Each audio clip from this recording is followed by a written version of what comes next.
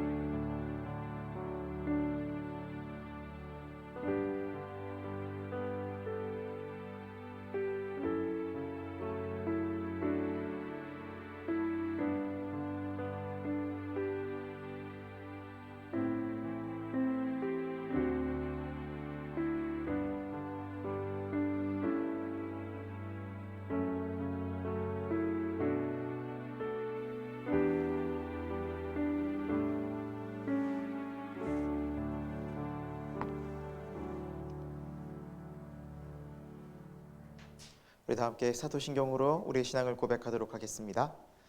나는 전능하신 아버지 하나님 천지의 창조주를 믿습니다. 나는 그의 유일하신 아들 우리 주 예수 그리스도를 믿습니다. 그는 성령으로 잉태되어 동정녀 마리아에게서 나시고 본디오 빌라도에게 고난을 받아 십자가에 못 박혀 죽으시고 장사된 지 사흘 만에 죽은 자 가운데서 다시 살아나셨으며 하늘에 오르시어 전능하신 아버지 하나님 우편에 앉아 계시다가 거기로부터 살아있는 자와 죽은 자를 심판하러 오십니다. 나는 성령을 믿으며 거룩한 공교회와 성도의 교제와 죄를 용서받는 것과 몸의 부활과 영생을 믿습니다. 아멘. 우리 다 함께 찬송가 405장 함께 찬양하도록 하겠습니다.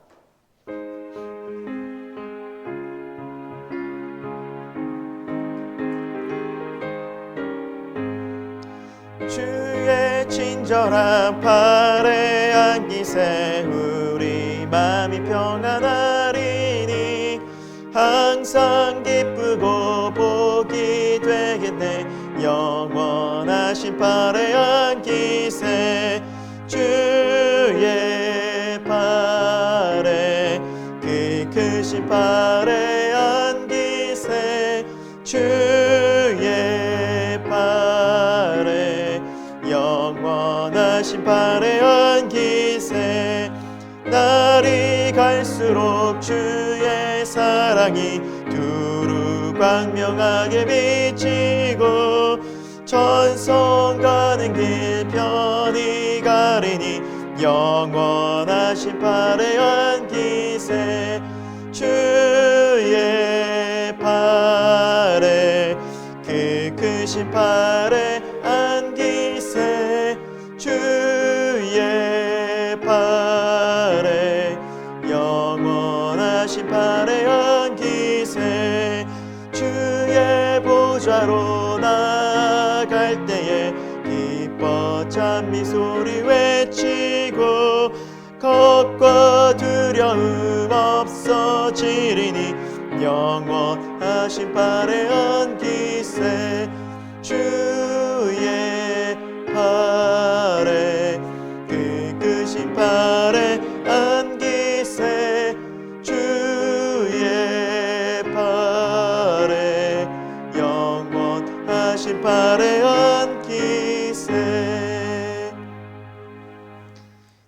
네, 이 시간 우리 함께 공동 기도문으로 함께 기도하도록 하겠습니다.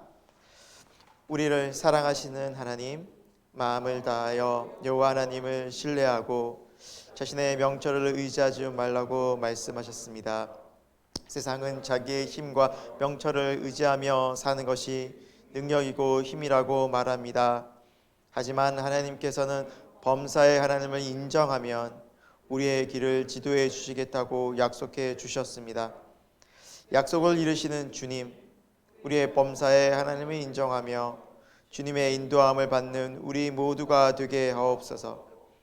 오늘 우리가 각자의 자리에 모여 주님을 예배함이 주님의 인도함을 받는 시간이 되게 하시고 말씀을 따라 주님의 뜻을 따라 살아가는 우리 삶이 되기를 다짐하는 결단의 시간이 되게 인도하여 주옵소서. 끝을 알 수 없는 코로나 시대를 살아가면서 이 상황과 여건 속에서 하나님께서 우리를 향하신 뜻이 무엇인지 분별하기 원합니다. 친구들처럼 주인의 말씀에 순종했던 착하고 충성된 종들처럼 어렵고 힘들지만 주님 오심을 기다리는 새 생명 교우들이 되게 인도해 주옵소서. 주님의 말씀을 등불로 삼게 하시고 영적 호흡인 기도가 멈춰지지 않게 하옵소서. 주님의 말씀 한마디면 인생이 바뀌고도 남습니다. 주여, 이 예배를 통해 우리 각자에게 한 말씀만 하옵소서. 우리가 듣겠습니다. 코로나로 어려움에 갇힌 많은 사람들과 교회를 위로하시고 새 힘과 능력을 공급해 주옵소서. 이 땅과 민족과 나라 위에 주님의 한량없는 은혜와 긍휼하심을 베풀어 주옵소서. 예수님의 이름으로 기도합니다. 아멘. 시간 하나님의 말씀 함께 보도록 하겠습니다. 말씀은 레위기 7장 말씀입니다. 하나님께서 오늘 우리에게 주시는 말씀은 레위기 7장 37, 38절 말씀입니다.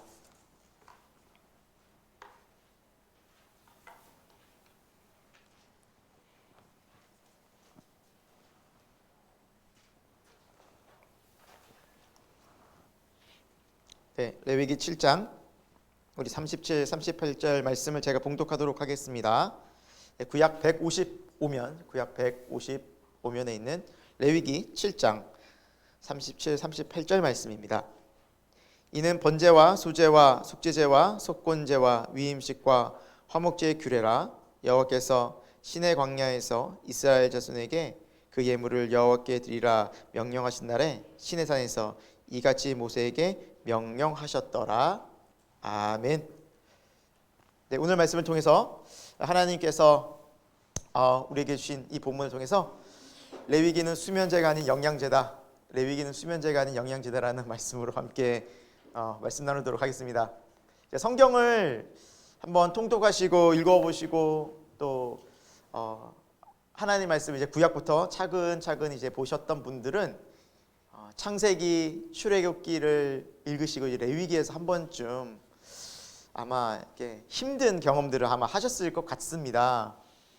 레위기에 보면 특별히 이제 1장부터 제사에 대한 규례가 나오는데 사실 여러분 우리나라 제사도 우리가 잘 모르지 않습니까? 우리나라 제사도 우리가 또 안 지내고 있고 이 제사상도 우리가 차려보지도 않았고 지금 우리는 제사도 안 지내고 있는데 이 유대 민족의 제사를 우리가 이해하고 이거를 잘 알 수 있다는 건 참 어려운 일이 아닐 수 없고요.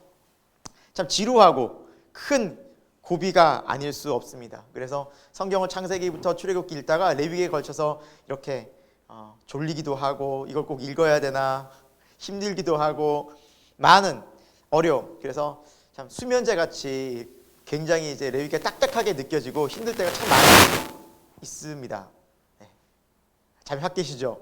네, 여러분 레위기 오늘 말씀을 보시면서 이제 들으시면서 제가 한 가지 또 걱정이 또 하나 있습니다. 걱정이 하나 있습니다. 이 레위기 말씀이 오늘 설교되어질 때 혹시 여러분들 조실까봐 또 이렇게 얘기했는데도 혹시 조시는 분이 있더라도 정지하지 않겠습니다. 왜냐하면 레위기가 워낙 좀 졸린 책이기 때문에 말씀 듣다 보면은 또 한 얘기 같고 또 하신 얘기 같은데 또 그럴 수도 있는데 여러분, 그래서 오늘 말씀 들으실 때는 되도록이면 좀 최대한 좀 집중을 하시면 좋을 것 같고요. 오늘 하나님 말씀 함께 나눠보도록 하겠습니다. 레위기의 히브리어는 바이크라라고 합니다. 바이크라. 그런데 그 뜻이 뭐냐면 그가 부르셨다. 하나님이 부르셨다라는 뜻을 갖고 있습니다. 그럼 여러분, 부르시면 다 이유가 있지 않습니까? 하나님이 이 이스라엘 백성들을 또 모세를 부르셔서 뭐라고 말씀하시려고 부르셨던 것일까요? 가장 중요한 것은 이렇게 이 시내 광야에서 한 11개월, 20일 동안 있으면서 하나님이 누구인지 알려주기 위해서 부르셨다라는 것입니다.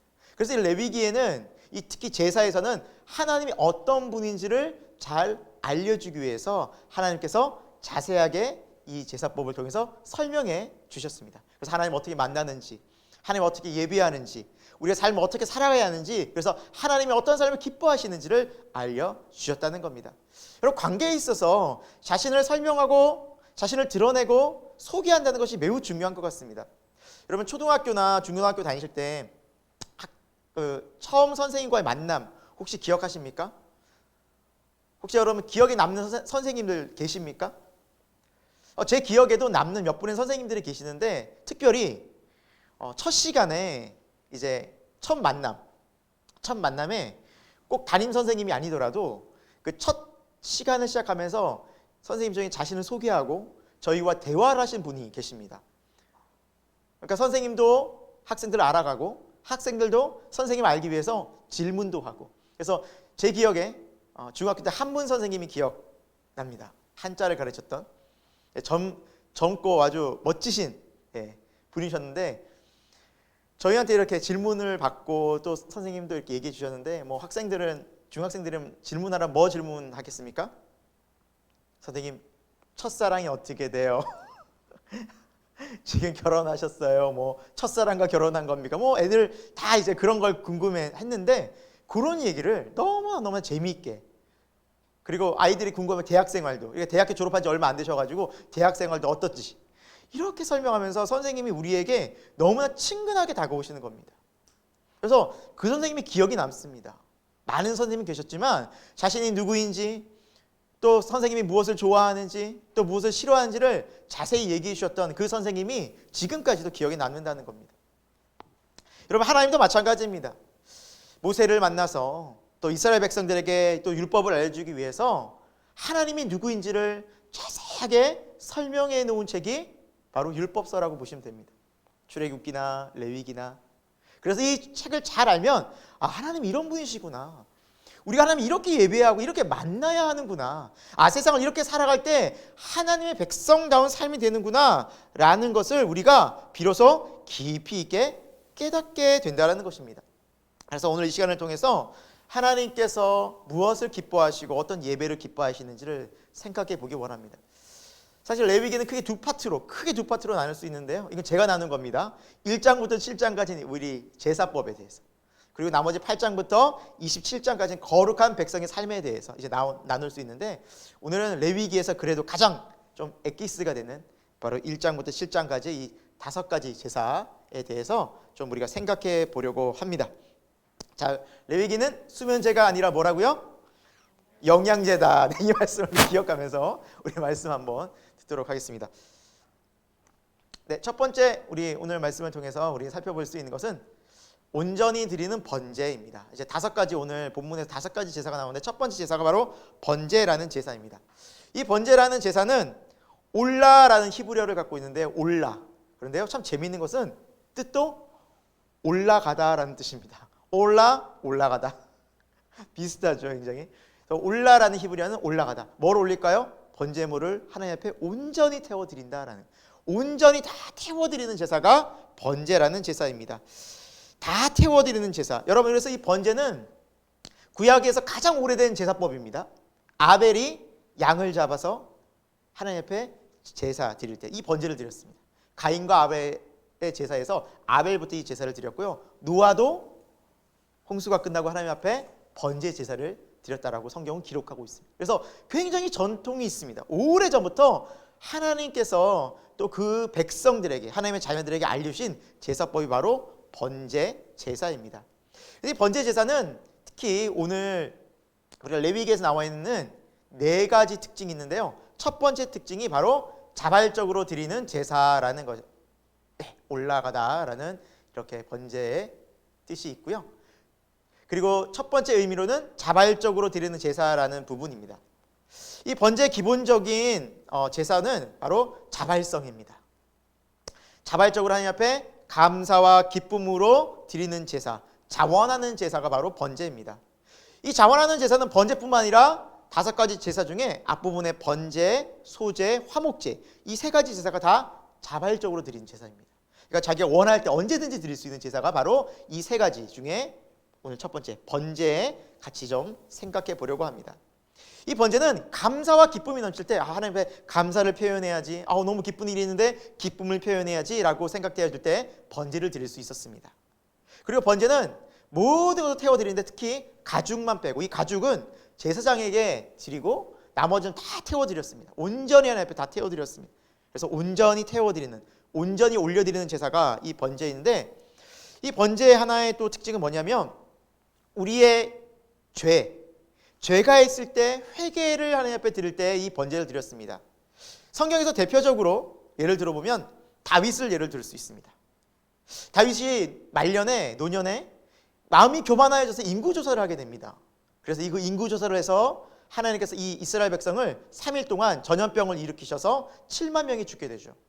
그때 하나님의 진노를 멈추기 위해서 다윗이 번제를 하나님 앞에 드리면서 회개를 하게 됩니다. 그래서 자신이 죄를 짓고, 이 죄는 특별히 우리의 마음속에 있는, 그리고 어떻게 보면 본연의 죄, 교만함이라든지 어떤 욕심이라든지 우리 내적인 양심의 죄가 하나님 앞에 꺼리낌이 되었을 때 하나님 앞에 또 번제를 드립니다. 언제든지 나와서 하나님 죄송합니다. 제가 죄를 이렇게 지었습니다. 하나님 제가 또 이렇게 하나님 앞에 교만했습니다. 그래서 번제 제사를 하나님 앞에 드렸다는 것이죠. 그래서 자발적으로 뭔가 감동이 있거나 기쁨이 있거나 죄가 느껴졌을 때 언제든지 나와서 드리는 제가 이 번제라는 제사였습니다. 하나님께서 그렇게 우리에게 나오라고 말씀해 주셨다는 것이죠. 두 번째로 특징은 매일 드리는 상번제와 안식일 번제가 있었습니다. 이것은 하나님께서 제사장에게 명령하신 겁니다. 하루에 2번 아침 저녁으로 번제를 내게 올려라. 백성이 따로 드리는 번제도 있었지만 제사장에게 하루에 2번씩 매일매일 드리는 번제가 있었고, 안식일에도 번제를 드리라. 이걸 하나님이 정해놓으신 규칙이었습니다.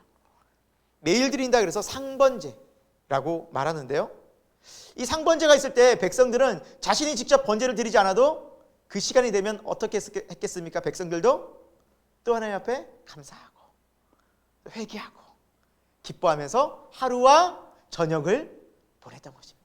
하루를 감사하며 하나님 앞에 기쁨으로 보내고, 저녁에 또 상번제를 드릴 때 하나님께 또 감사와 기쁨을, 또 안식일에도 하나님께 감사와 기쁨을 드리고, 아침에 또 하나님 앞에 회개하고, 저녁에 또 하나님 앞에 회개하고, 하루를 돌아보면서 하나님, 주님 뜻대로 살지 않았습니다. 제사장이 상번제를 드릴 때 백성들은 또 그 저녁 시간에 그 시간을 기억하여 회개하고 아침 저녁으로 예배를 드렸다. 아침 저녁으로 이 번제를 드렸다. 그러니까 이스라엘 백성은 하나님이 예배의 삶을 살게 하신 겁니다. 아침 저녁으로 매일같이 예배를 드리라. 그래서 항상 그 성막의 번제단에서는 계속해서 뭐가 올라왔어요? 하나님 앞에 제사의 제물이 계속 올라갑니다. 하나님 이렇게 예배를 받기 원하시고 우리가 예배드리는 삶을 기뻐하셨다라는 겁니다. 자, 그리고 세 번째 특징은요, 형편에 맞게 드리는 제물들이 있었습니다.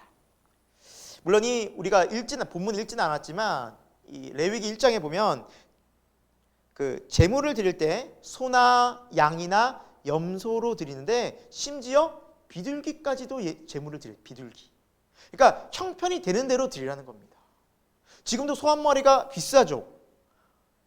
한 번씩 소 한 마리 드리기가 쉽지 않은데 가난하고 힘든 사람들은 어떻게 그걸 드리겠습니까? 그러니까 하나님이 비둘기라도 잡아서 드려요. 비둘기.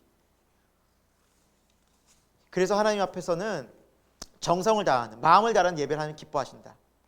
하나님이 소의 번제는 크게 기뻐하시고 비둘기는 작으니까 작게 기뻐하시냐? 아닙니다. 전혀 그 차별이 없으십니다. 그래서 이 제물을 형편에 맞게 드리라는 하나님의 마음에서 우리는 뭘 할 수 있습니까? 공평하신 하나님, 형편에 맞게 상황을 다 아시는 하나님, 그 마음을 아시는 거예요. 지금 어렵고 힘든데 하나님에게 헌금 드리는 게 참 부담스러울 수 있습니다. 그런 분들이 간혹 계시더라고요. 어떤 분들은 헌금 많이 드리고 막 11조 생활 막 엄청 드리는데 상대적으로 나는 그렇게 못 드려. 마음이 막 어려우시는 분들이 계시더라고요. 그런데 하나님 어떤 분이세요? 괜찮다는 거예요. 괜찮다는 거예요. 10,000원 버셨어요? 1,000원 드시면 돼요. 예를 들면 네가 수입이 10,000원이 있어요? 그 1,000원을 헌금 드려도 하나님은 그걸 뭐 하신다는 거예요? 기뻐하신다는 거예요. 전혀 거기에 개의치 않으시는 분이 하나님은. 사람들의 눈은 어떤 부분을 더 많이 드렸나를 보지만 하나님은 뭘 보신다고요? 중심을. 이 적은 거라도 하나님 앞에 정성껏 드리느냐라는 겁니다. 그게 하나님이 우리에게 요구하시는 마음이다라는 겁니다. 단 제물을 드릴 때 비둘기든지 소이든지 상관없이 흠이 없는 걸 드려야 돼요. 막 드려서는 안 되는 거예요.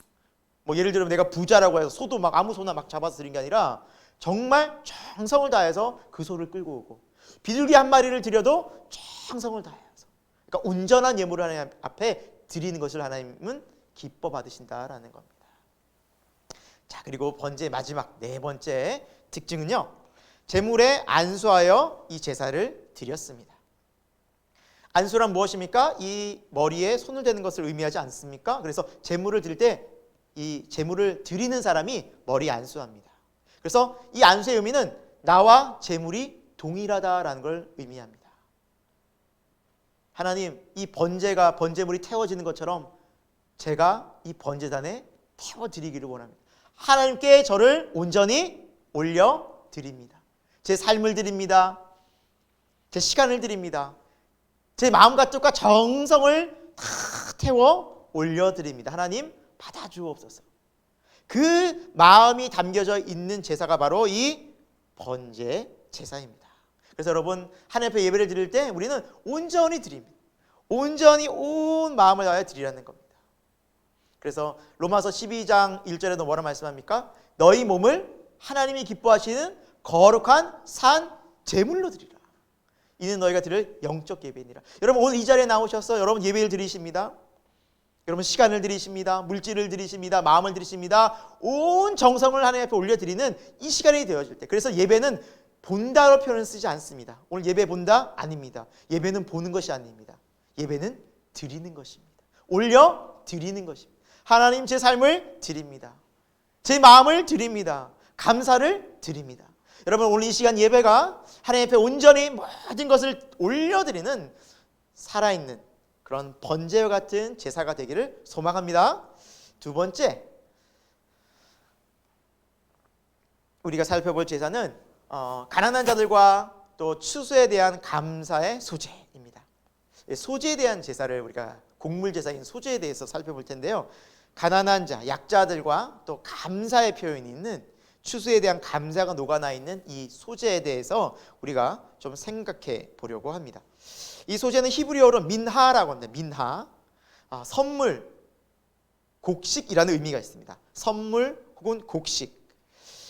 주로 이 제사는 가난한 사람들을 위한 하나님께서 열어주신 제사법이었는데요. 여러분 생각해 보십시오. 어떤 사람은 양을 드리고 소를 드리고 심지어 이제 비둘기도 잡아서 이제 드리는 형편이 되는 사람이 있는데, 그러지 못한 약자, 몸도 연약하고 가진 것도 없고, 그러니까 비둘기 잡을 형편도 안 되고 돈도 없어요. 그런 사람들은 어떻게 예배 수 있냔 말이죠. 하나님 앞에 나갈 때 하나님은 그들에게 괜찮아. 너희가 최소한 식사하는 곡식, 밀, 보리 이런 거 있잖아. 그걸 내게 드려라. 밀을 내게 드려라. 밀. 그래서 곡물의 제사가 바로 이 소제입니다.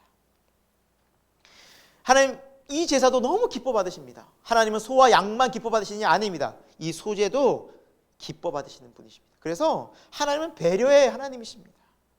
가장 연약하고 정말로 약한 자들까지도 하나님 앞에 다 초대하십니다. 다 나오라. 누구든 나오라. 나올 수 있는 길을 다 열어주신 분이 하나님이십니다. 그래서 이 소제의 특징을 보면 첫 번째, 곡식을 빻아서 드리는 제사의 특징을 갖고 있습니다. 곡식을 그냥 드리는 것이 아니라 곡식을 빻아서 드립니다. 빻아서. 그래서 기본 소제물은 밀가루 10분의 1 에바라고 나와 있는데요. 이 10분의 1 에바는 약 2.2리터입니다. 그래서 콜라 1.5리터에 조금 더 더한 양입니다. 2.2리터.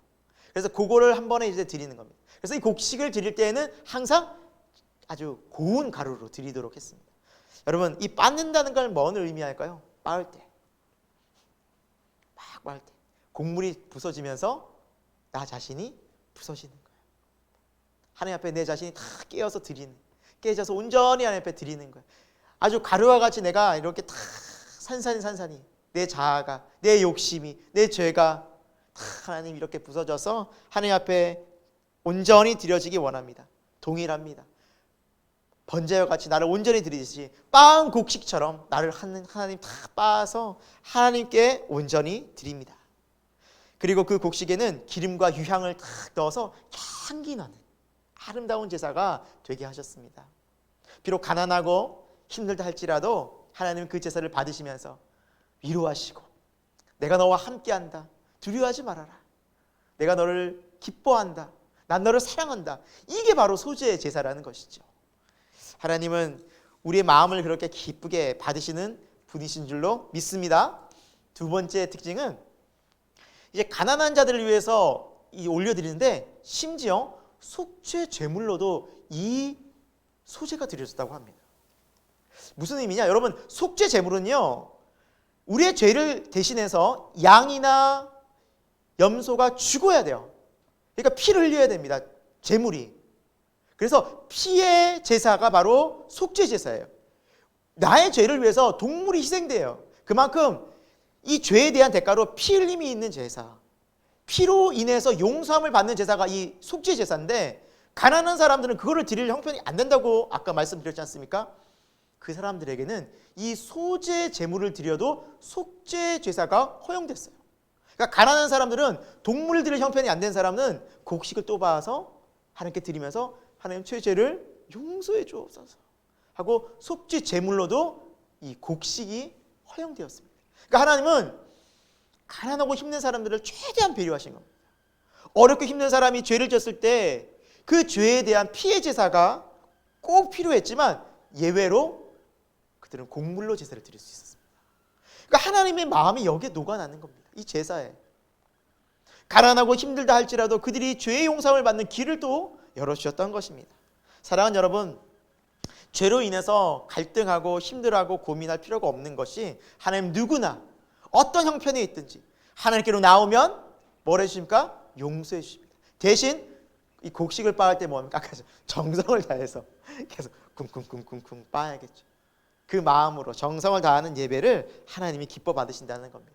세 번째 특징은, 이 소제에는 누룩과 꿀을 절대 넣지 말고 대신 소금을 넣어라라고 하나님이 알려주셨습니다.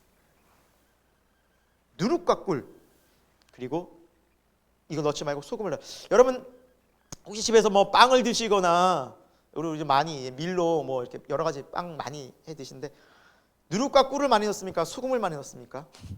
둘 중에 하나만 넣으라면 뭐 넣겠습니까? 소금 넣으시겠어요? 짜게 드십니까? 누룩과 꿀, 단맛을 내는, 그리고 이스트처럼 누룩처럼 탁 부풀어 올라서 빵이 부드럽게 하는 역할을 하는, 이것이 훨씬 더 우리에게 먹기 좋고 편한데 하나님은 그거 넣지 말라는 거예요. 왜 그럴까요? 누룩은 인위적으로 빵을 부풀립니다. 꿀은 인위적으로 단맛을 냅니다.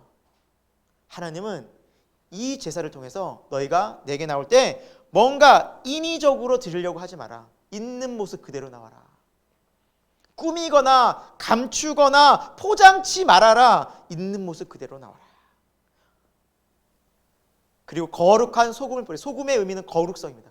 거룩하게 내 삶을 회개하고 진정성 있게 내게 나오라라는 겁니다. 여러분, 예배를 드릴 때 우리가 어떤 마음으로 나옵니까? 한 주 동안 우리 있는 모습 그대로 주님 앞에 나올 수 있기를 소망합니다. 힘드셨습니까? 또 어떤 죄의 모습으로 불순종하셨습니까? 괜찮습니다. 그걸 감추려 하지 마십시오. 인위적으로 인위적으로 꿀을 넣어서 내 삶 괜찮아. 그러나 속은 다 힘든데, 속은 다 죄로 인해서 괴로운데, 그렇게 감추지 말라는 겁니다. 오히려 이 모습 그대로 나와서 하나님, 제가 이런 모습으로 나와 이런 모습으로 살았습니다. 용서해 주시고 하나님 저를 도와주시고 저와 함께 주옵소서. 바로 그러한 모습으로 예배를 드릴 때 하나님이 기뻐 받으시는 예배가 된다라는 것입니다. 자, 이제 네 번째 특징을 볼까요? 네 번째 특징은 절기, 맥추절이나 초막절 이런 절기의 감사로 하나님 앞에 올려드리는 제사가 소제였습니다.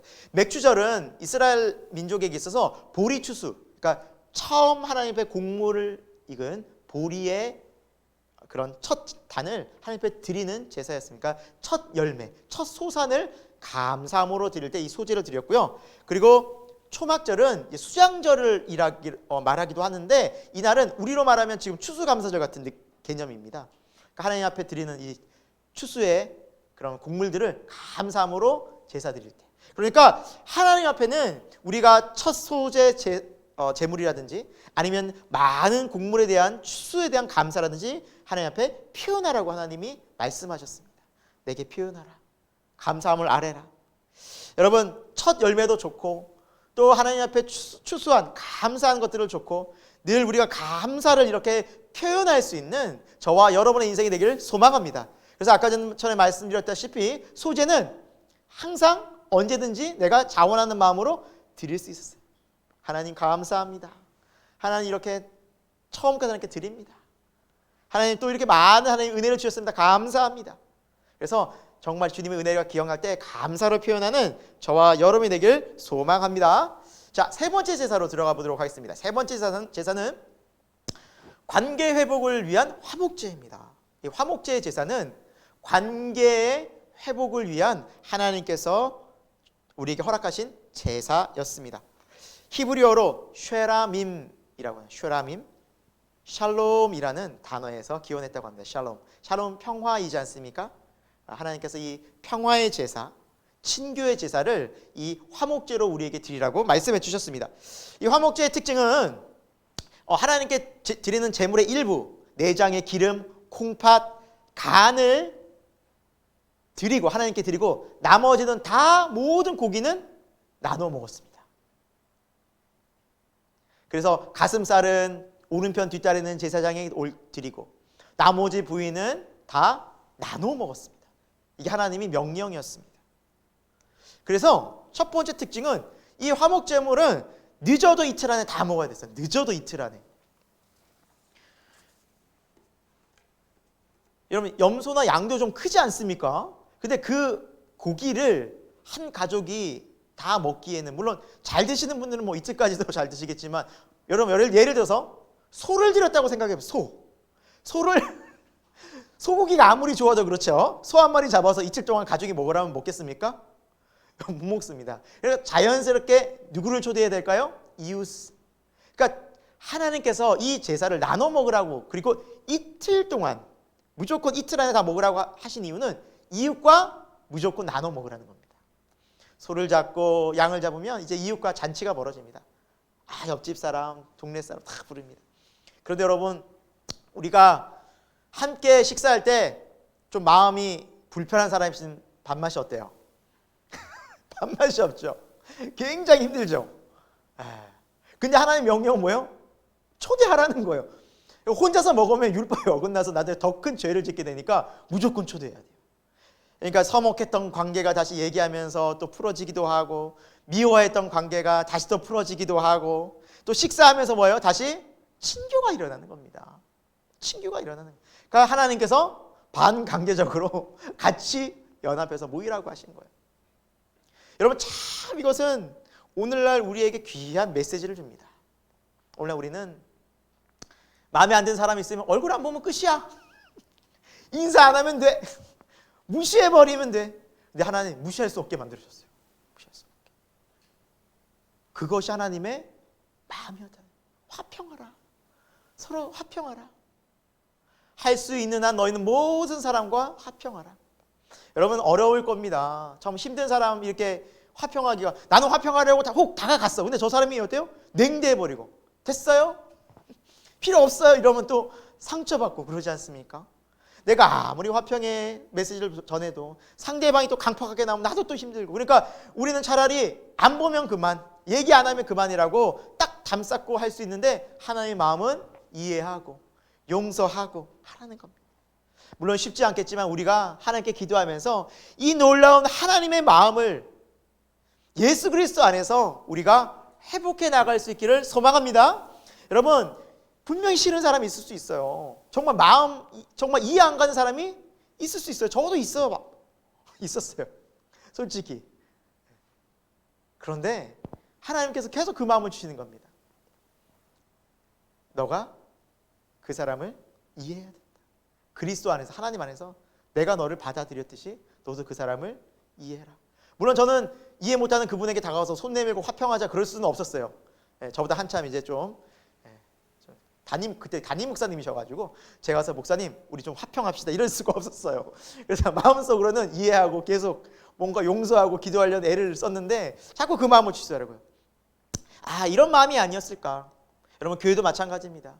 교회도 함께 모여서 성도 간 교제하고 서로 화합하고 함께 나누고, 이것이 하나님의 그런 귀한 마음, 제사에 담긴, 예배에 담긴 마음이었다는 것입니다.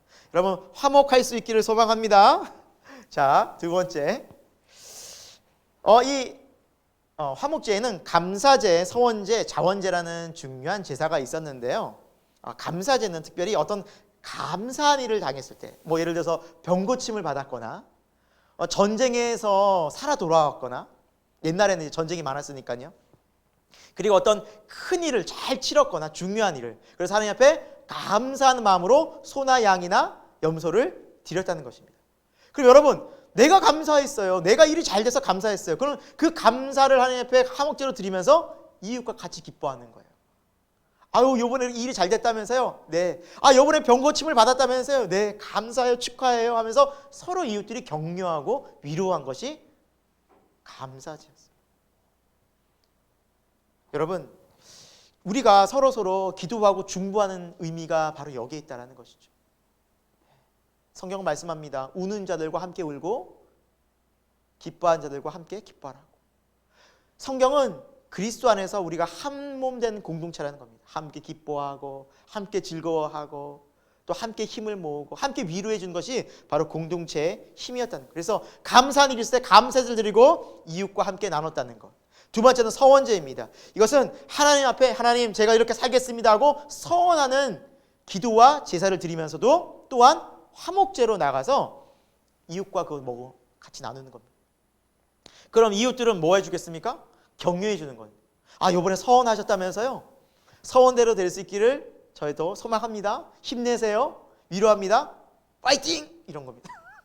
그래서 위로 말하면 막 서로 격려해주고 잘 될 거예요. 저희가 기도할게요. 힘내세요. 여러분 그래서 우리가 같이 기도 제목 나누지 않습니까? 하나님 이 형제에게, 하나님 이 자매에게, 이 성도에게 하나님 힘을 주옵소서. 전 이런 기도 제목이 있습니다. 여러분 나누고 서로 기도하는 것이 뭐예요? 서원제. 하나님 앞에 기도하고 같이 함께 나누고. 그래서 교회는 함께 힘을 받고 함께 탄력받아 나가는 것이 바로 교회의 모습이라는 겁니다. 잠시만요. 자원제라고 마지막에 있는데, 이 자원제는 어떤 특별한 이유가 없이 하나님 앞에 드리는 제사입니다. 그래서 범사에 감사하고, 그런 분들 있지 않습니까? 그냥 지냈는데 너무 감사. 요즘에 왠지 그냥 너무 감사한 거예요. 뭐 특별히 잘 된 일도 없고, 특별히 내가 뭐 감사하게 특별한 일이 없는데도 와 요즘 왜 이렇게 감사하지?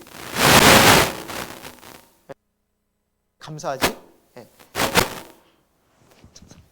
이것도 감사해야겠 됩니다. 우리가 진짜 감사해야 되고, 네, 그냥 평소에 감사한 거예요. 평소에 감사하고 그냥 평소에 즐거워하고 하는 것을 그냥 하나님 앞에 드리는 제사, 자원제입니다. 그러니까 하나님은 항상 제사를 열어두셨어요.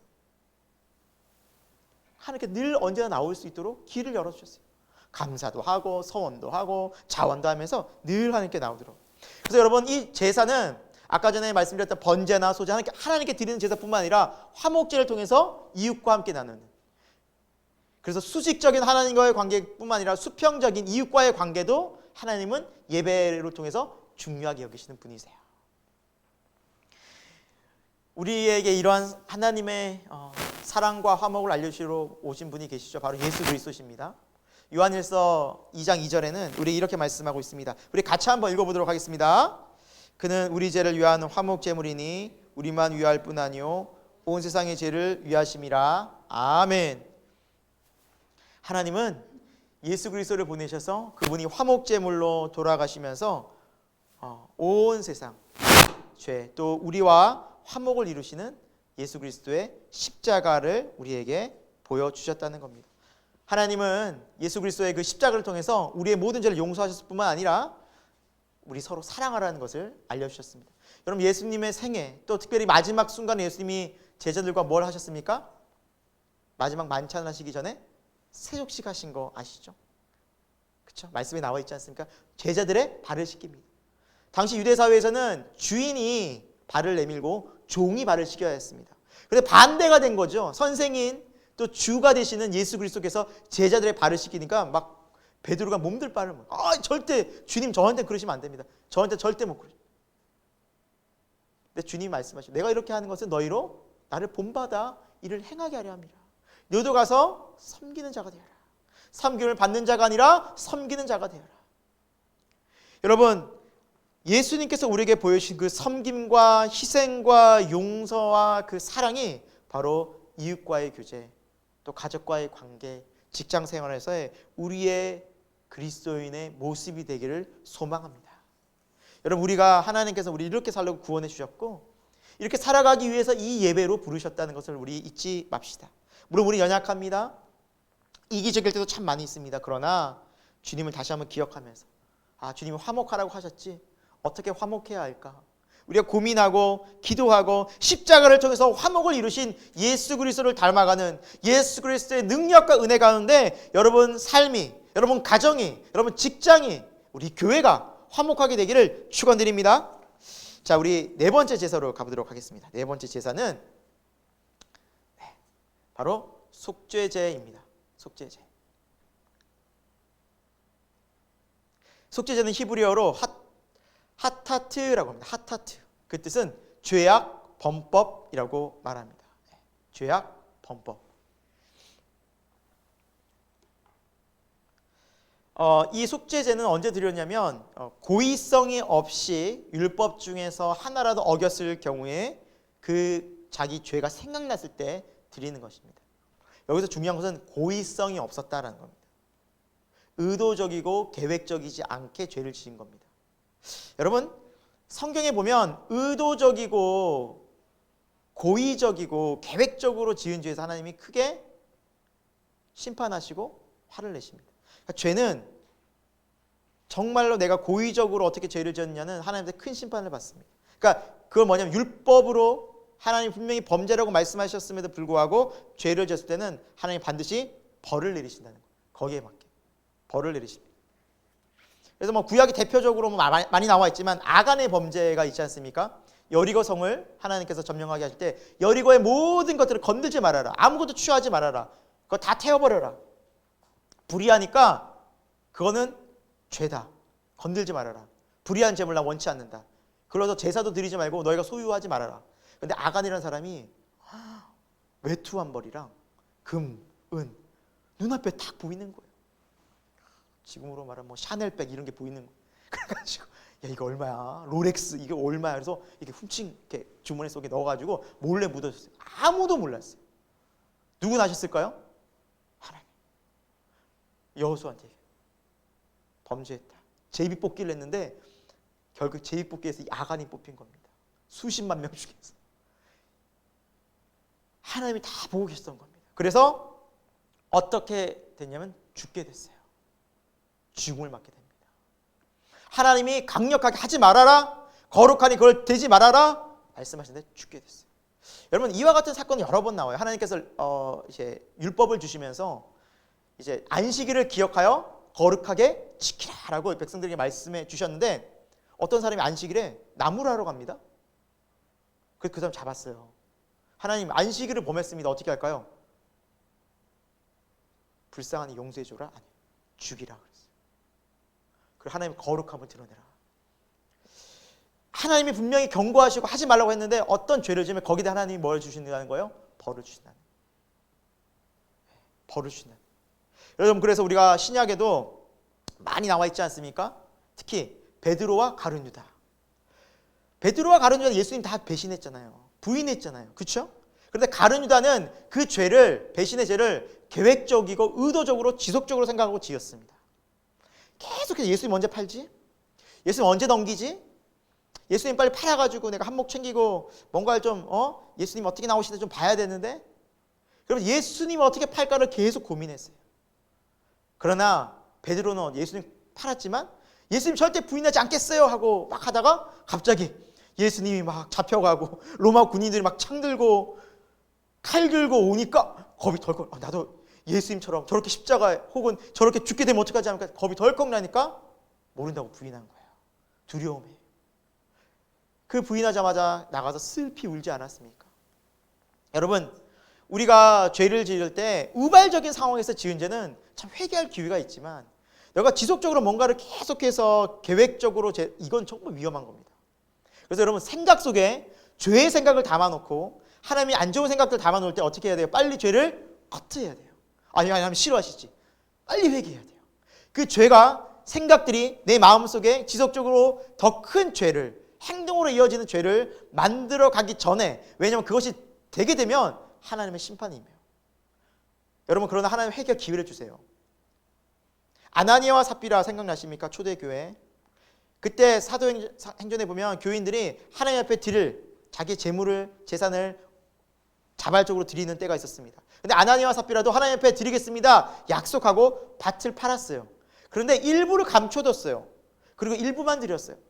하나님이 아셨죠? 베드로에게 말씀합니다. 감췄다. 성령이 알려줬어요. 그러니까 베드로가 그 모습을 보고 이게 밭값의 전부이냐? 물어봤어요. 왜 물어봤을까요? 사실을 얘기해라. 용서할 기회를 준 거죠. 아나니아와 삽비라는 아니요, 전부입니다. 아나니아, 삽비라 둘 다 어떻게 됐습니까? 죽었어요. 회개할 기회를 놓쳐버린 겁니다. 고의적이고 계획적이고 의도된 죄, 물론 하나님 회개의 기회를 주시지만 그것까지도 만약 무시해버리면 큰 심판이 임해요. 하나님은 하나님의 백성을, 하나님의 교회를 어떻게 생각하신다고요? 거룩한 공동체. 또 레위기는 하나님의 백성으로 하나님은 무슨 삶을 기뻐하시는지, 거룩이 얼마나 중요한지를 강력하게 경고해주고 계십니다. 사랑하는 여러분, 우리가 어떤 죄를 지을 때 그 동기가 매우 중요합니다. 죄가 생각났어요? 즉시 회개할 수 있는 은혜가 있기를 소망합니다. 죄가 자꾸 마음속에 들어오게 만들지 마십시오. 회개해야 됩니다. 끊어내기 노력해야 됩니다. 자, 한번 속죄제로 우리 한번 들어가 보겠습니다. 속죄제 첫 번째 특징은, 속죄제도 안수하고 속죄 제물을 드립니다. 자, 좀 전에 우리가 나눴지만 안수라는 게 무슨 의미라고 했죠? 나와 제물이 이제 동일시되는 거예요. 내 죄가 제물에게 넘어가는 거예요. 자, 제물이 그러면서 양이나 소나 염소가 죽었어요. 피 흘림을 받았어요. 거기서 그냥 그대로, 특히 속죄 제물은 여러분 먹지를 못했어요. 다 태워드렸어요. 어디서 태워드렸느냐? 조금만 잠깐 나오겠지만 진영 밖에서 태워드렸어요. 그러니까 안수하고 피를 탁 흘리는, 어떻게 보면 참 잔인한 제사이긴 했죠. 그 제사의 피를 흘리면 그 피를 제사장이 휘장이 7번 딱 뿌립니다.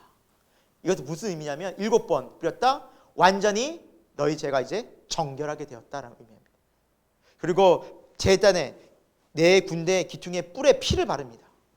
이 기퉁의 뿔은 구원을 상징합니다. 너 구원받았다. 죄 때문에 죽을 뻔했는데 이 짐승이 너 죄 때문에 죽어서 구원받았다. 그리고 마지막에 남은 피들은 그 번제단 밑에 다 쏟아버립니다.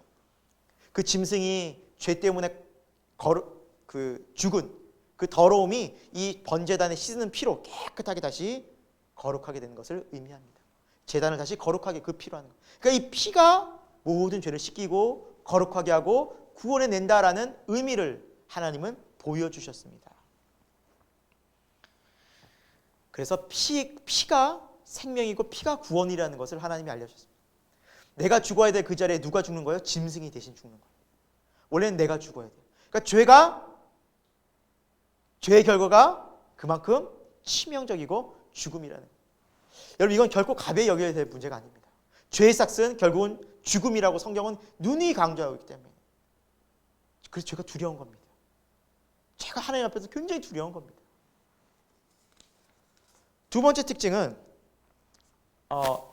이 속죄제를 통해서 제물을 진 밖에, 그러니까 거룩한 그 하나님의 거룩한 성막 있는 저 바깥 진에서, 그러니까 따로 구별된 장소겠죠. 그곳에서 다 태워 드려야만 했습니다.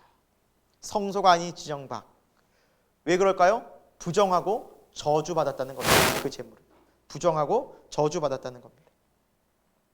그래서 제사장이라 할지라도 어떤 부위도 가져갈 수 없었습니다. 번제에서는 그 가죽이라도 갖고 갔었는데 아무것도 제사장 못 갖고 갑니다. 다 태워드려요.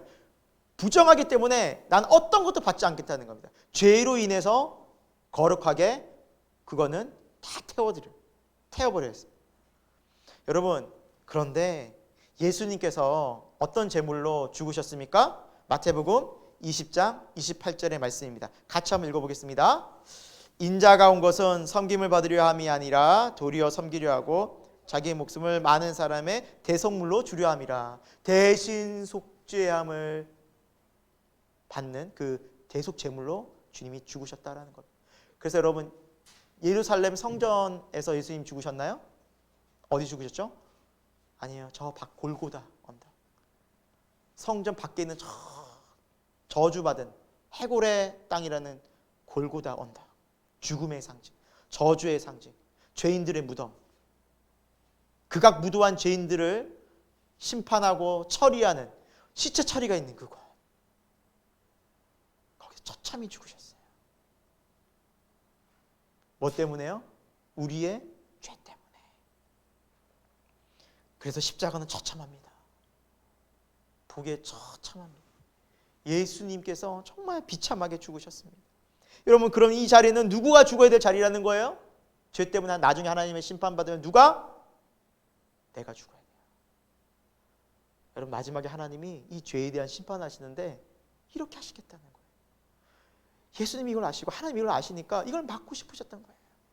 하나님의 이 형상을 따라 지음받은 인간을 구원하기 위해서 하나님이 독생자 예수를 보내서, 독생자 예수님은 그 아버지의 뜻에 순종하시면서 우리를 구원하기 위해서 이 땅에 오신 분이 예수 그리스도라는 거예요. 쉬운 많은 길들이 있었지만, 방법들이 있었지만 예수님이 십자가에서 처참히 죽으셨어요. 왜요? 구약에서 보여주시던 겁니다. 죄의 결과는 비참한 죽음인데 동물이 이렇게 죽어서 진영 밖에서 태워지는 것이 바로 내가 용서를 베푸는 이 죄에 대한 심판의 결과가 바로 구원의 모습이 바로 이런 것이다. 죄에 대해서 누군가 죽어야 되는데 짐승이 죽는 것, 이 비참함이 바로 장차 수천 년 뒤에 예수님이 오셔서 그 우리의 모든 죄를 위해서 영원한 제사를, 영원한 구원을 이루시는 것을 주님께서 이미 구약의 그림자로 보여주셨던 겁니다. 그리고 신약에 오셔서 실체를 예수님이 보여주신 것이 바로 이 제사라는 겁니다. 사랑하는 여러분, 구약의 제사가 괜히 있는 것이 아닙니다. 장차 오실 예수 그리스도를 보여주기 위해서 구약의 제사가 있는 것입니다. 하나님은 구약의 제사법을 통해서 온전한 제사, 온전한 피 흘림이 없이는 내가 용서치 않겠다. 그 희생의 피가 없이는 너희가 거룩하게 되지 않을 것이다 라는 것을 이미 알려주셨다는 겁니다. 그래서 예수 그리스도의 십자가의 보혈이 아니면 그 누구도 하나님 앞에서 죄의 씻음, 죄의 용서를 받을 수 없다는 것이 복음이고 구원이라는 것입니다. 그래서 기독교가 배타적인 이유가 여기 있습니다. 하나님이 그런 제사를 안 받으시고 하나님이 그런 구원을 허락하신 적이 없는데 착하게 의롭게 산다고요? 율법을 지킨다고요? 아닙니다. 예수 그리스도의 이 십자가의 보혈이 아니면 우리의 죄가 그 어떤 것도 깨끗하게 될 수 없다는 것이 하나님께서 정해놓으신 제사였고 방법이었던 것입니다. 사랑하는 여러분, 이 가운데에서 우리가 머물 수 있기를 원합니다.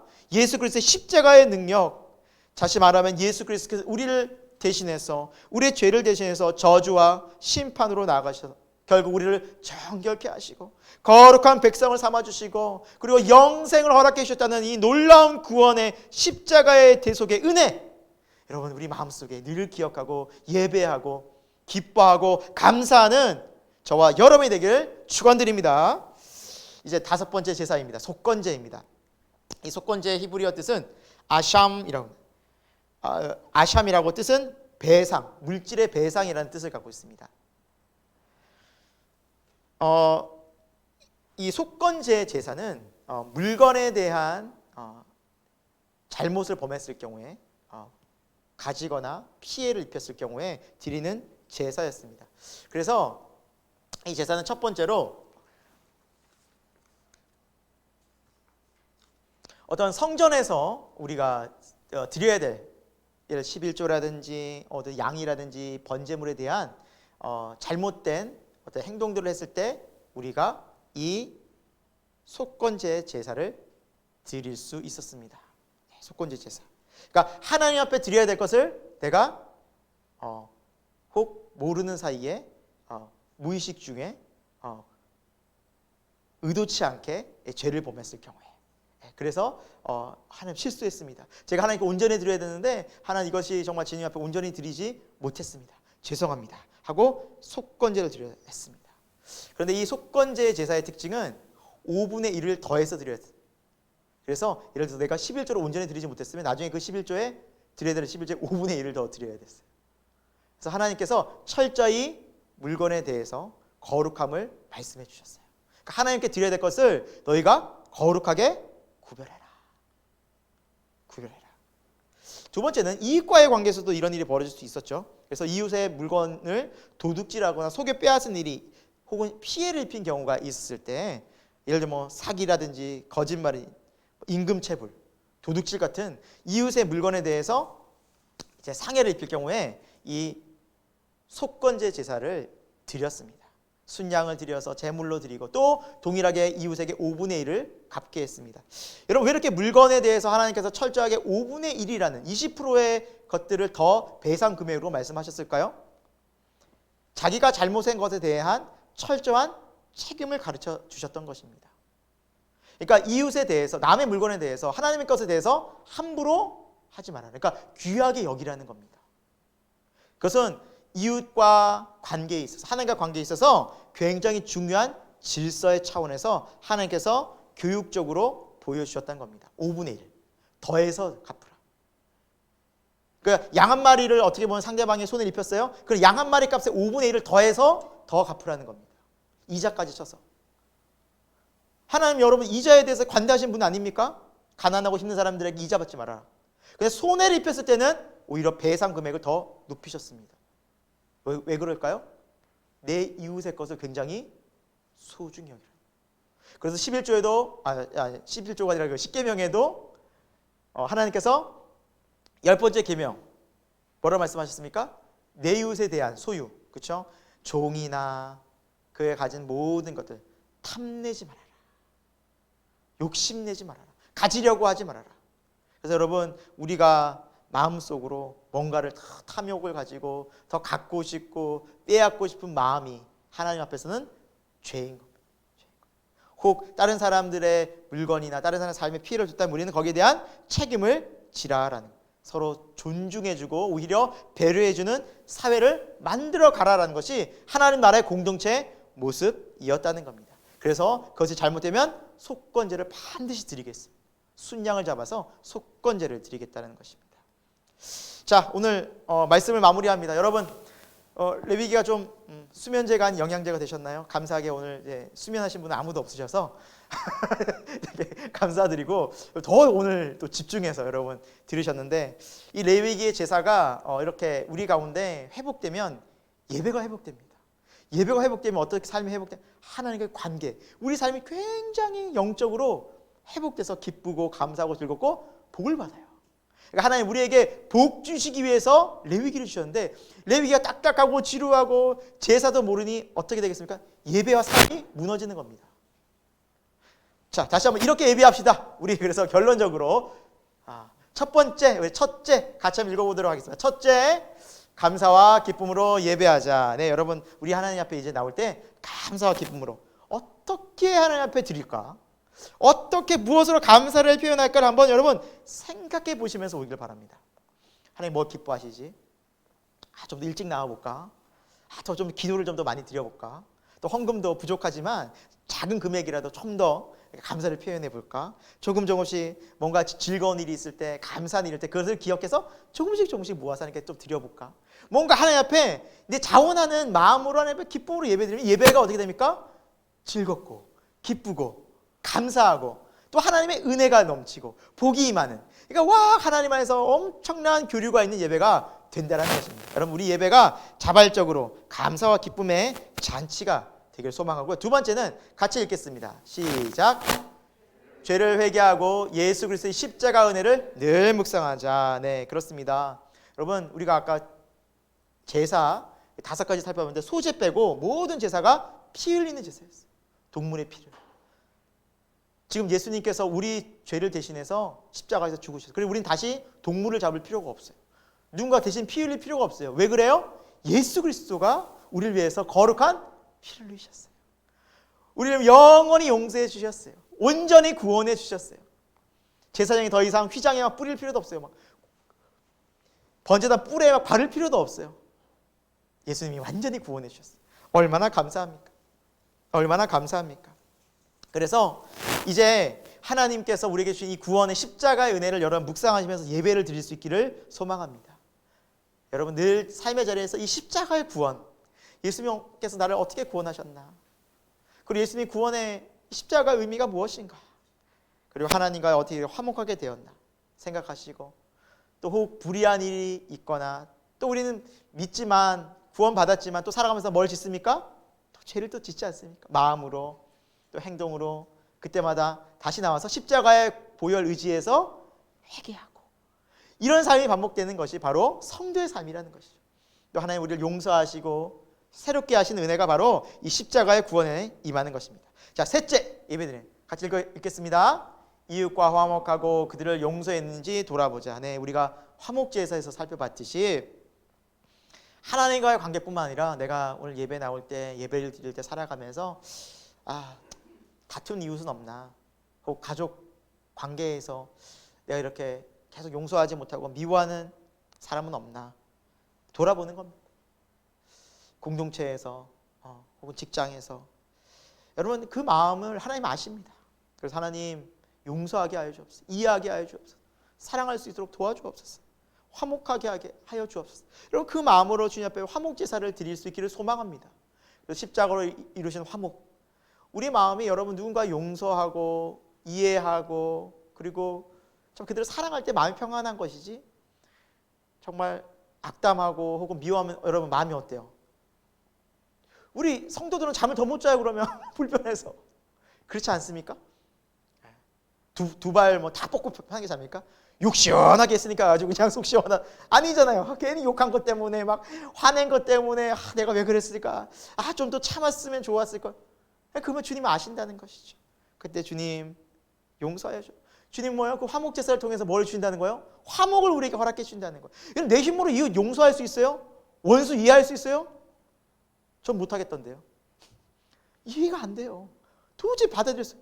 근데 예수님이 나를 용서하셨고 예수님이 그것 때문에 죽으셨다는 거 점점 생각할 때마다 그래. 예수님도 용서하셨지. 예수님도 이런 나를 용서해 주셨지. 나 같은 죄인 받아주셨지. 자꾸 그 하는 마음을 주시니까 나도 그 마음 속에서 배워가야겠다, 용서해야겠다라는 마음을, 그런 우리의 생각을 바꿔 주시는 분이 바로 성령님이라는 것입니다. 사랑하는 여러분, 우리 예배가 화목과 이런 용서와 이해가 있기를 소망합니다. 요즘 살다 보니 점점 그 이웃과의 관계가 또 저부터 많이 강팍해지는 게 아닌가라는 생각이 들어요. 코로나 때문에 가뜩이나 스트레스 받았는데, 가뜩이나 사회는 점점 이렇게 막 하지 말라는 게 너무 많은데 막 화나는 일이 너무 많은 거예요. 작은 일에도 별일 아닌데도 화낼 때도 있고, 용서하지 못할 때도 많은데 오늘 이 예배가 하나님 안에서 화목제사가 되어서 하나님 안에서의 그 용서, 주님 안에서의 그 자비, 그 긍휼 우리가 배워서 우리의 마음이 그렇게 변화될 수 있기를, 또 관계가 바뀌어질 수 있기를 예수 그리스도의 이름으로 축원드립니다. 기도하겠습니다. 하나님 아버지, 오늘 우리가 하나님 앞에 거룩한 예배로 산 제사로 나아갔습니다. 하나님, 지금도 하나님 이 레위기에 하나님 말씀하시는 이 신앙의 정신이 오늘 우리의 예배 깊이 뿌리 내리기를 소망합니다. 예수 그리스도를 통해서 보여주셨던 이 귀한 예배의 모습이 하나님 우리의 삶 속에서도 나타날 수 있기를 소망합니다. 우리의 생각과 마음을 감찰하시는 주님 앞에 숨길 것이 무엇이 있겠습니까? 오늘도 있는 모습 그대로 나아가오니 우리를 받아주시고 우리를 온전히 드리오니 주여 우리를 새롭게 하여 주옵소서. 다시 한번 우리의 삶에 용서와 회복이 있게 하시고 이웃을 향한 긍휼과 자비와 용서가 다시 한번 우리 마음속에 십자가의 능력을 통해 회복되게 하여 주옵소서. 가족을 용서하기 원합니다. 가족을 사랑하기 원합니다. 직장의 동료들을 용서하기 원합니다. 그들을 긍휼히 여길 수 있기를 소망합니다. 우리가 살아가면서 이웃과의 모든 관계에서 벌어지는 일들 속에서 하나님이 주시는 긍휼과 용서를 배워 그들을 사랑하고 용서할 수 있는 거룩한 주의 백성이 되게 하여 주옵소서. 예수 그리스도의 귀하신 이름으로 기도드립니다. 아멘. 네, 오늘 우리가 함께 부를 찬양은요 6월절 어린 양의 피로라는 찬양입니다. 예수님의 그 십자가의 능력이 구약에 주님께서 보여주셨던 그 모습, 온전히 우리를 위해서 희생하시면서 그 피의 능력으로 우리는 새로운 삶의 문이 열렸습니다. 정말 이 찬양의 고백이 여러분 우리의 고백이 되기 원합니다. 전 이 찬양 부를 때마다 너무 힘이 생기더라고요. 찬양의 가사가 너무 강력합니다. 여러분 정말 우리 찬양의 이 고백이 오늘도 하나님 앞에 온전히 올려드려서 능력으로 나타나기를 소망합니다. 함께 찬양하겠습니다.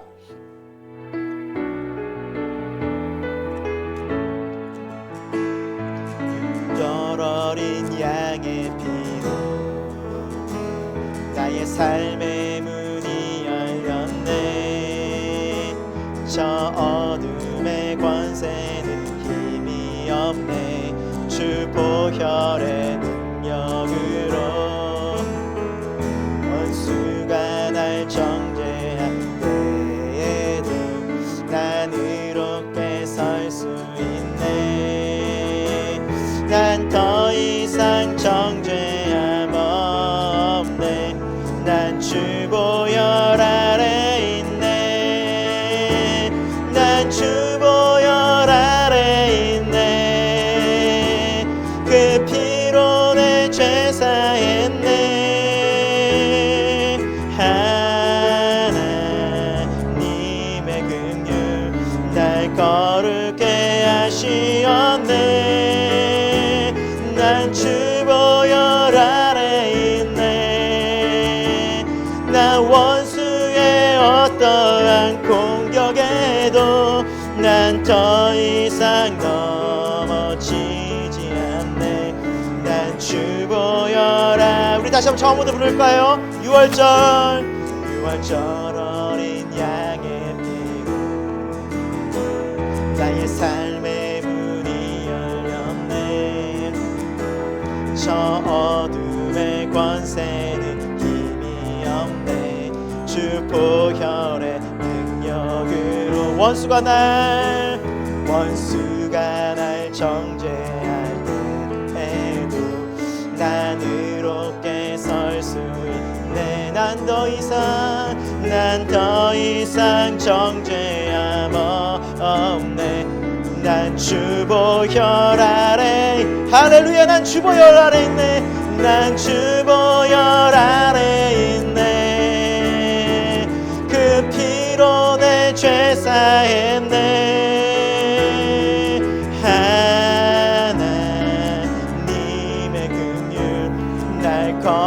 거룩해 하시었네.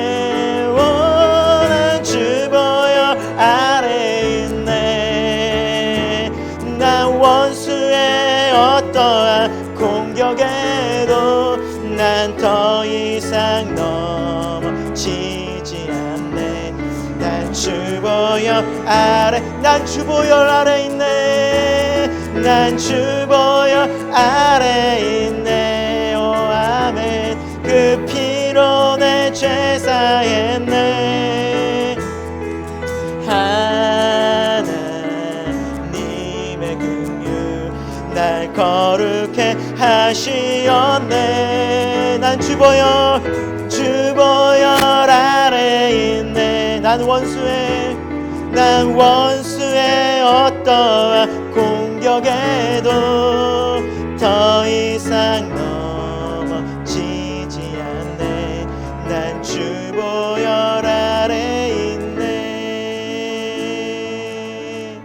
사랑하는 여러분, 우리가 주 보혈 아래에 있을 때 우리를 유혹하고 우리를 계속해서 정죄감으로 묶는 사탄의 모든 악한 관계에서 우리가 승리하고 감사하고 우리 마음 평안하고 여전히 구원의 은혜 가운데 하나님을 예배하게 될 줄로 믿습니다. 하나님 어떤 상황 가운데 있든지 우리를 나오라고 말씀하십니다. 이 제사를 통해서 예배를 통해서 하나님 모든 상황 가운데서 나오라고 말씀하십니다. 하나님 우리를 구원해 주시겠다 약속하십니다. 깨끗하게 해주시겠다 말씀하셨습니다. 내가 너희를 도우리라 약속하셨습니다. 사랑하는 여러분, 어떤 상황 가운데 있습니까? 우리가 기도하기를 원합니다. 하나님, 나의 문제, 우리 가족의 문제, 또 직장의 모든 문제들, 우리 교회의 문제들, 이 나라의 문제들까지도 모든 사람에게 맡겨드리며 이 시간 간절히 주님 앞에 의탁하는 기도를 함께 드리도록 하겠습니다.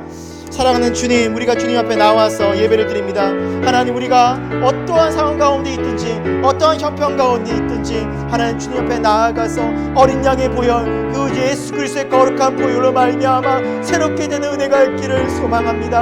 하나님, 우리가 살아가면서 하나님 우리의 마음과 생각이 하나님 정말 게으르게 또 불충하게 불순종과 교만과 또한 우리가 세상의 즐거움에 탐욕에 하나님 우리의 마음이 우리의 생각이 같은 적이 너무나 많이 있음을 고백합니다. 다시 한번 주여 우리를 정결케 하여 주시고 새롭게 하시는 은혜가 있기를 소망합니다. 우리가 거룩게 하시는 예수 그리스도의 십자가의 은혜, 다시 한번 그 은혜를 통하여서 다시 한번 정결함을 입고 거룩하게 되고 즐겁고 감사한 마음으로 하나님 예배를 드리며 주님 앞에 아버지 나아가기를 간절히 소망합니다. 하나님, 우리 예배가 우리의 삶이 주님 안에서 거룩해지기를 원하오니 정결해지기를 원하오니 우리를 새롭게 하여 주옵소서. 사랑하는 주님, 우리가 살아가면서 혹 미움과 아버지 다른 사람들에 대한 아버지 안 좋은 마음들을, 교만한 마음들을, 또 심판의 마음들을 가지고 살았던 적이 참 많이 있음을 고백합니다. 하나님, 우리가 이웃과의 관계에서, 가족과의 관계에서 미워하고 아버지 용서치 못하고 함부로 말하고 함부로 대한 적이 있었습니다. 주여 우리를 용서하여 주옵소서. 새롭게 하여 주옵소서. 주님이 인도하여 주옵소서. 주님, 이 땅도 또한 아버지 하나님 손에 반목과 미움과 분열로 다툼으로 온 세상의 사회가 어지럽습니다. 이러한 때 우리 아버지 교회가 화합하고 용서하고 그들을 위해서 기도해야 될 줄로 믿습니다. 사랑하는 하나님, 하나님께서 오늘 우리에게 보여주셨던 하나님 이 아름다운 제사의 모습을 통하여서 하나님과의 관계가 회복되게 도와주시고 이웃과의 관계가 반드시 회복되어서 하나님의 영광 돌리는 우리의 삶이 되어지게 하여 주옵소서. 주님 감사합니다. 십자가를 통해서 구원을 이루셔서 감사합니다. 오늘도 그 감사가 하늘의 영광 또 아버지 하나님께 기뻐하신 예배로 나가기를 소망하고 이 모든 말씀을 우리 주 예수님의 이름으로 간절히 기도드립니다.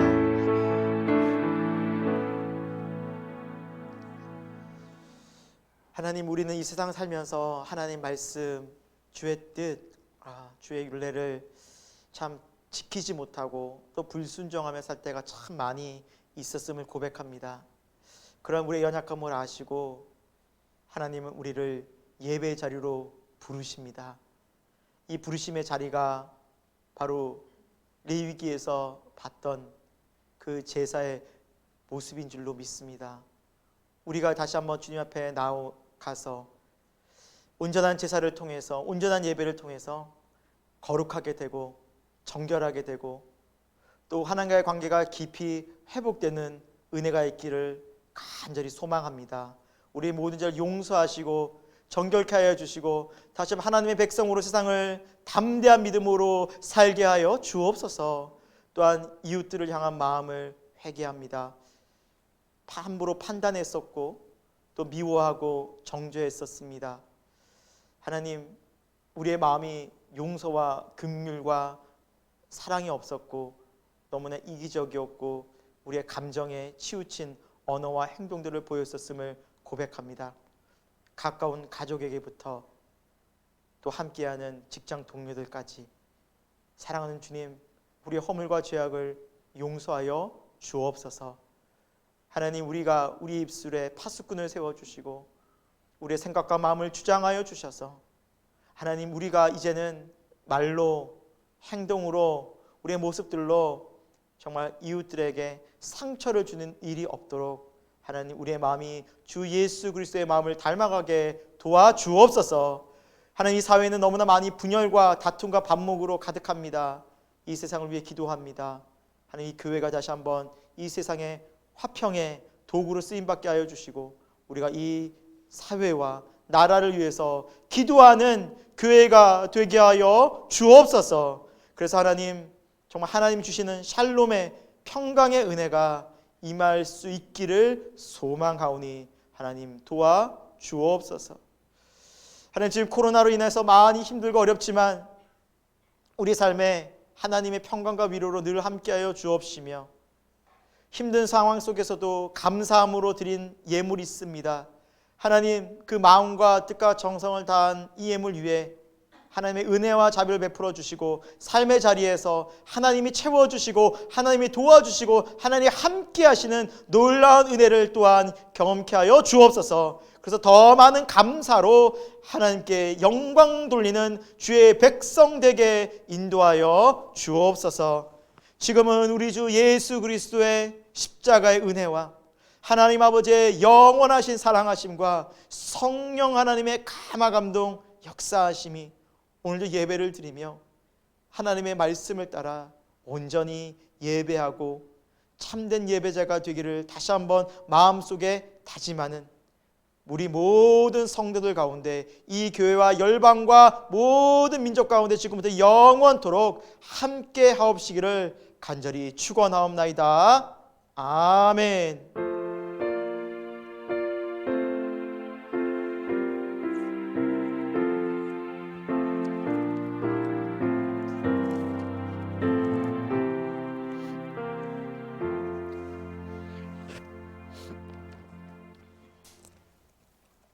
네, 예배를 좀 마쳤고요. 우리 성도들과 함께 앞뒤적으로 좀 교제하도록 하겠습니다. 인사말은 딱 보면서 그 영혼을 바라보면서 사랑합니다, 축복합니다. 우리가 축복의 메시지 한번 전해드리도록 하겠습니다. 인사하겠습니다. 사랑합니다, 축복합니다. 사랑합니다, 축복합니다. 네, 한 주간도 주님의 은혜 가운데 평강하시길 소망하고요. 광고 말씀드리겠습니다. 시간이 좀 오늘 예배가 좀 늦어졌는데 중요한 광고는 그것입니다. 4월 암송 저희가 함께 같이 좀 암송도 하고 하면 좋을 텐데 여러분 4월 암송 어딘지 아시죠? 네, 그 정도는 아셔야 되는데 안 외우셔도 자 요한일서인데 한번 찾아보겠습니다. 요한일서 1장 9절입니다. 네, 암송까지는 아니더라도 우리가 한번 이 말씀을 되뇌이고 또 묵상하고 자 요한일서 1장 9절 말씀 우리 신약 388면에 있습니다. 요한일서 1장 9절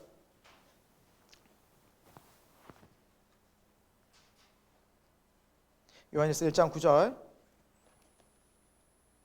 우리 한 목소리로 같이 한번 읽어보고요. 또 외우신 분들은 같이 한번 또 암송해 보도록 하겠습니다. 같이 읽겠습니다. 시작.